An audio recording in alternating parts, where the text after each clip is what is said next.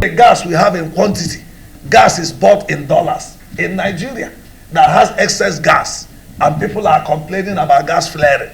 So why will we be buying gas in hard currency in Nigeria to provide electricity that are made for the Nigerian citizen to participate in the affairs of the state seem not to be taken advantage of? Citizens sit down and watch everything come and go. Budget has been passed. What is going to happen? Before you know it, government have no money. Whether ground is done, they dig ground when the budget is being presented. In the next 2 days, the whole money will disappear. Nobody knows. I will not ask.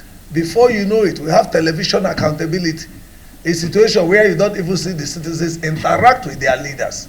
You see the National Assembly members sitting down there and not even consulting effectively with their constituents who they supposedly came to the National Assembly to represent. So what do we see in all this? What we see is bad governance. What we see is failure of public policy implementation. Now the question is, where are the public policy analysts? What are they saying? Because it's a country where the analysts are silent or docile, you don't expect much. It's just a situation where you see people that study social science, especially people in sociology, people in political science, people in economics. Where are they? What are they saying about the advancement of the country? You see a situation where a motor park, somebody at the motor park, National Union of Road Transport Workers or road transport employers, are more abreast of political development than those that studied political science in practical terms. And then what has that done to us? You now see businessmen hijack governance simply because they have the money to buy votes. If we are well informed and we engage government very well, our leadership will not emerge from buying votes. Our leadership will emerge from people objectively analyzing governance and ensuring that those that have positions of authority do what is expected of them. But when the citizens look away, what do we have? What Frederick Douglass said. He said, we may think if we have the right laws, the right policies, and the right persons, things will move well, but it can never be. He said, those who want progress without struggle are like those who want rain without the thundering and lightning that comes before it. So that if society must advance, it requires constant struggle. And that struggle is what the non-state actors are involved in. And it is that struggle to ensure that public policy analysts are able to lend voice to what is happening and bring a perspective to the various policies that government is bringing out. We are not against government. We should be partners with government, because the government person sits down in the office, may not even have time to know what is happening at the streets. And then what do you see? You see a situation where the bureaucratic situation challenges the person in government to be mindful of what he says or what he does, because he doesn't need to talk except he's given the opportunity. Now, if that is the situation, take it for instance, the media people that are here today, virtually all of you are operating through diesel, generators and diesel and fuel. We don't expect NTA to come out and say, look, because we don't have fuel and diesel, we can't work. If NTA says that, the organ may be fired. He will be seen like condemning or criticizing government. But we know that for NTA to function effectively, they need constant power supply. For the media to do their job, they need constant power supply.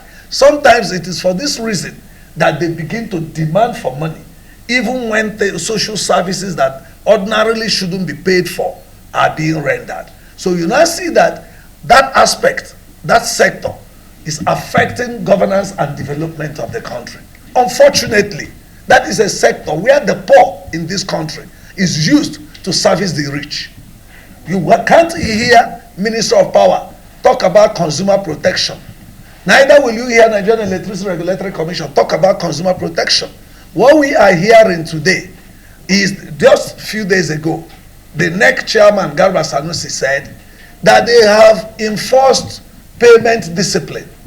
And then the money the discos are generating has increased, or rather escalated. But then the question is, how happy are the consumers that are paying this money? How is this money collected? What is the billing methodology? What is the metering policy How are they enforcing consumer protection in that sector? It becomes an issue. I think I want to stop here by thanking you people for coming and requesting that please take us the way we are. We don't have microphone here because the room is small. We don't need, everybody is hearing each other. No need using it to make noise and blast our ears. But I think what we are saying here, we can hear each other. Take us the way we are. And we didn't do this thing to say we are not selling award. We are not selling award to anybody. We are not looking for cheap recognition. So what we are doing, we discreetly checked some persons and some organizations and said, let us start with them. That is why here we have a few number of persons here. Besides, we are aware of the Nigerian situation. Once some executives in the public institutions see that we are talking about public policy performance, some wouldn't want to come. Naturally, whether we like it or not, our conscience will tell us, what have we done? If they analyze us or evaluate us there, are we qualified? And then they will say you want to go and start criticizing them. That's the name we are tagged with. But by the grace of God, we are not permanent antagonists to government.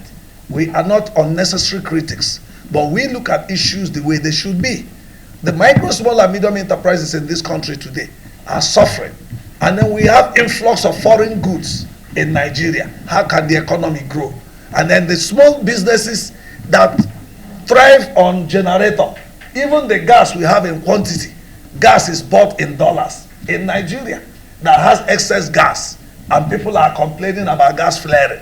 So why will we be buying gas in hard currency in Nigeria to provide electricity? These are some of the issues here. So I want to once again thank everybody for coming. I hope I'm not taking so much time. Thank you for coming.